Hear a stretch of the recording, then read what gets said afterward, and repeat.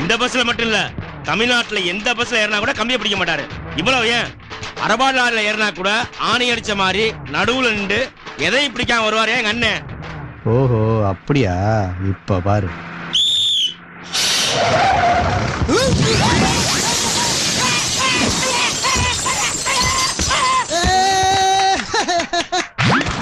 ஒன்னும் ஆகலையோ? என்னையா வண்டி ஓட்டுற? சொல்லிட்டு பிரேக் போடுறல. இப்ப யாருக்கு நட்டம்? உன் கண்ணாடி தானே உடைஞ்சு போச்சு. வண்டி ஓட்டுறானா வண்டி?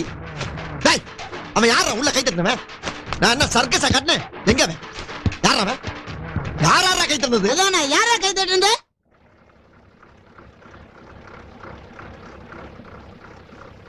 போகலாம் ரைட்.